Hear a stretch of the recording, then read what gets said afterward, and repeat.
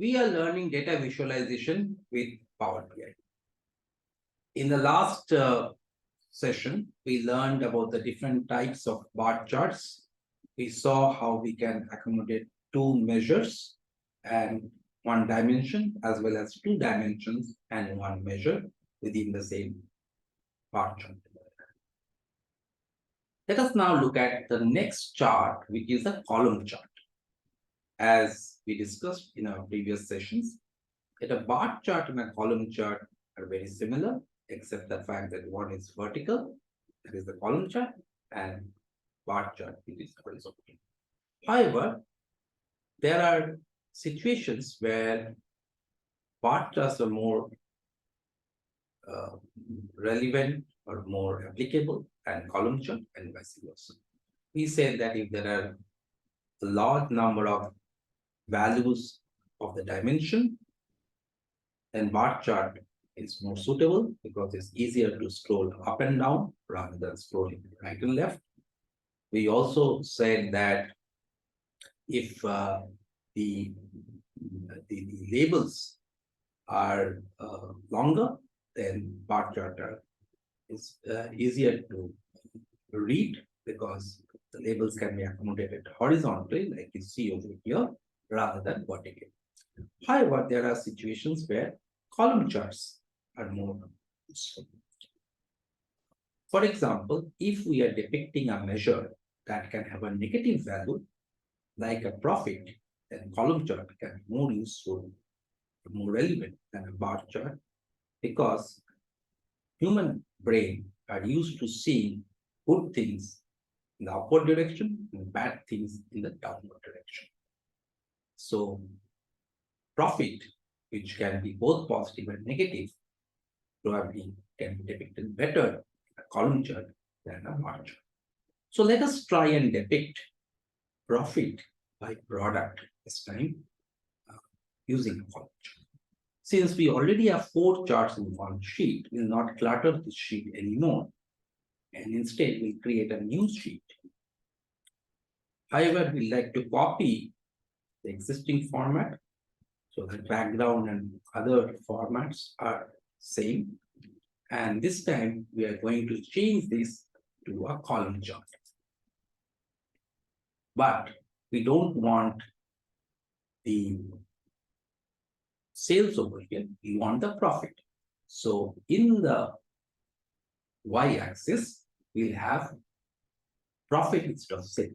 Now, if you have noticed carefully, the x and the y-axis are reversed. So in this particular case, it was the product was in the y-axis and the sum of sales was the x-axis. But in this case, the new dashboard that we have the product in the x-axis and sales in the y-axis. Instead of sales, we want the profit. So we don't want to put both over here. We'll see later on what happens if we have both profit and sales. But here we are putting only profit. Now, it seems that there is no negative profit or loss for any of this product, which is good. However, we must not rule out a possibility where there can be negative profit. For example, instead of product, let us take segment. We not have product here, we just have segment. And now you can see that this profit is actually negative. This is below 0 mark, it's minus 1 million. And it indicates that this profit is actually a loss. And because it is a column chart, it shows downward and it gives a better visual representation that this is bad because it is downwards. Now you may also say that it's slightly unclear because there is no clear line, clear axis. The axis is not that visible. We can make that axis visible, but instead of that, why don't we try and do something? Why don't we say that we are going to color the bar as red if it is lost, and the bar as green if it's profit. Let us try and see how we can do that.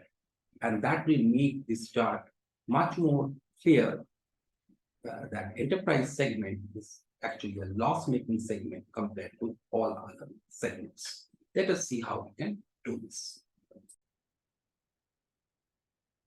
So let us see what we can do with this conditional formatting. Our objective is to show that if the profit is negative, it should be red, and if the profit is positive, it should be green. So we are not looking at a gradient here, unlike in the last case. So because we are not looking at a gradient, we'll look at rules. And we want that if the value is greater than 0, we're not looking at percent number, and less than some large number. So we want to ensure that any profit which is greater than 0 should be shown as green. So I'll take any large number and put as many zeros as you want, so that it doesn't get stuck, and color should be green. And if it is less than 0, so here is slightly non-intuitive. It doesn't have a rule like less than 0, as you can see over this. So I have to have a large negative value number, and so it should be greater than this large negative value, and less than 0, then it should be red. We have now a very clear depiction where it shows that government, small business, channel partners, and mid-markets, they are making profits, whereas enterprise segment is making loss. And we can easily see that in the column chart. This situation's column chart works better than a classical bar chart.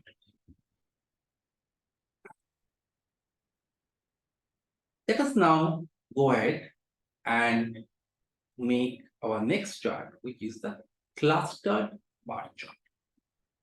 If you remember, we briefly mentioned about clustered bar chart. Clustered bar chart has to plot 2 measures and 1 dimension. So let us try and plot sales and profit by, let's say, country. We have seen product, we have seen segments. Let us try this with country. By the way, we need to change this title over here. So let's change the title so that we are not confused.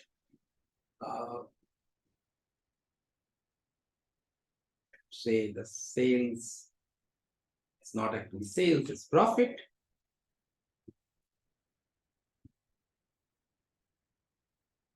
By segment.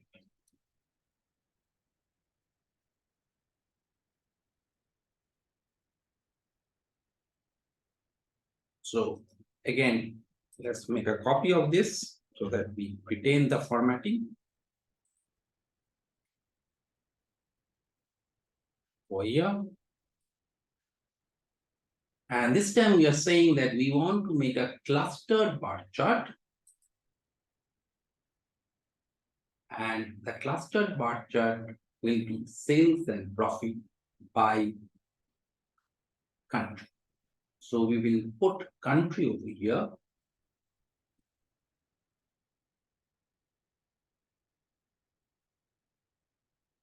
By now it is just a simple bar chart.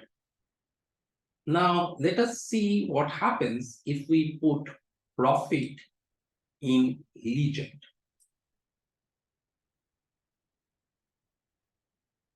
This is not exactly what we wanted. What it has done is it has actually taken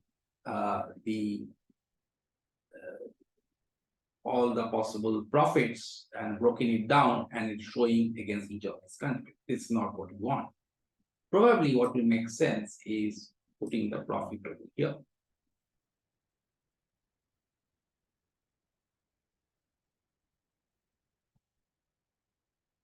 here we are, is what we wanted. So each of these bars show sales, the longer bar shows sales, and the shorter bar shows profit.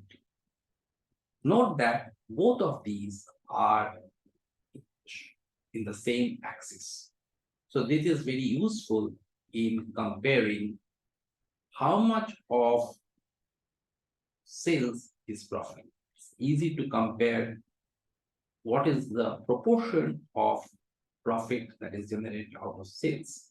However, since both sales and profit are plotted on the same dimension, it is difficult to compare the profit across the different countries because the profits are the shorter bars and it's difficult to differentiate the values between, let's say, the profit of Germany and Canada.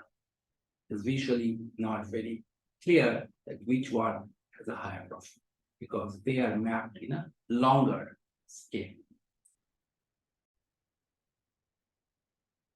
We can do a similar thing with clustered column chart, and probably for this kind of chart, since profit is involved, which can have negative value, we'd like to change it to a clustered column chart rather than a clustered bar chart. Let us change this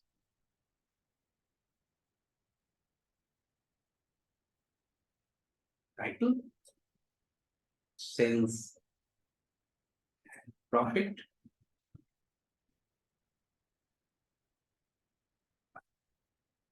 Country.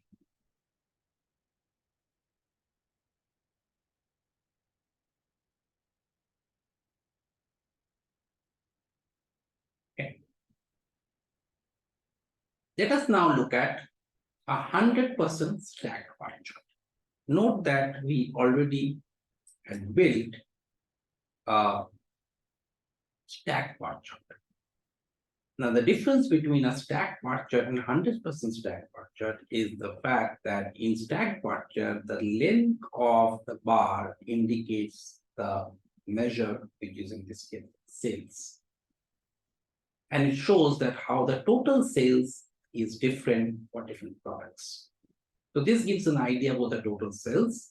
And for each of this product, what is the contribution for each country. But what it does not give is how do I compare the relative contribution of each country in the sales of it. For example, if I normalize the sales for each product as 100 and then see within that sale of 100 how much is contributed by each country, that will be a better better analysis of the contribution of sales by each country without giving consideration to the total sales. If that kind of analysis needs to be done, then a better chart would be a stacked bar chart. So let us make a 100% stacked bar chart instead of a normal stacked bar chart. So let us make a 100% stacked bar chart. Again, we'll just take a copy of this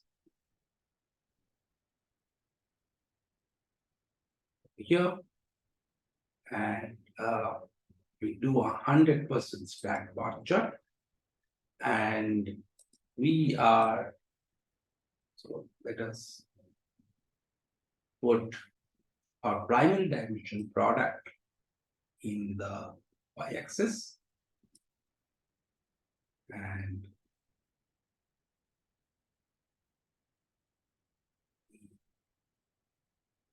sales x-axis and country in the region.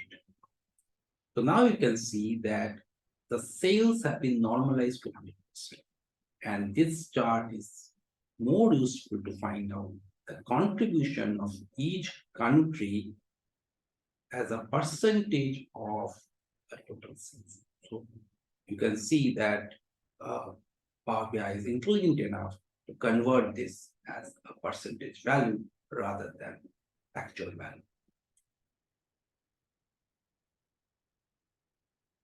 We can make a similar kind of thing with a stacked column chart. So instead of taking sales, we can actually take profit and find out the contribution of profit for each country. Now here's a catch. If there's a negative profit, this cannot be captured in the stacked column chart. Stacked column chart will not be able to capture a negative value. The 100% stacked column chart. So probably even though we can have profit over here, it may not be a very good idea in case there is a product where the profit percentage is negative. We know that there is no product where the profit percentage is negative because we know this from our earlier chart, one of the charts that we made, I think, on product wise profit. So probably we can do this here, but I advise not to do it this as a regular practice because we do not know whether but in a particular case the profit may be negative or not. So let us for just to know or see how the stacked 100% stacked column chart looks like. Let us make stacked column chart profit. We'll just instead of doing this, we'll just copy this. Before that, let me also change this title.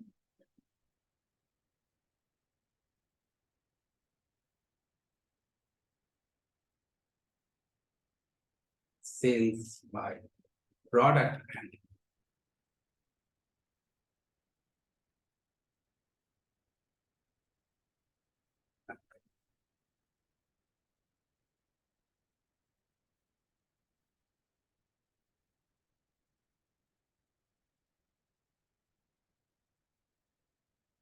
let's copy this.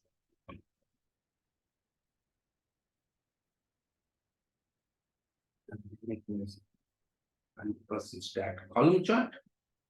And instead of sales, we are taking profit. You can see how the percentage of profit varies across different products.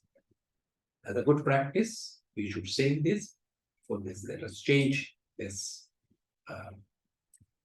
title.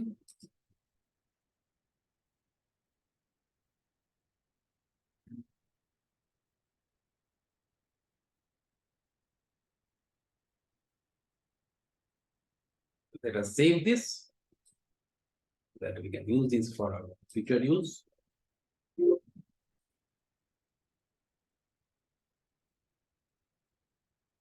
We are going to look at few more interesting applications of bar chart in our next video.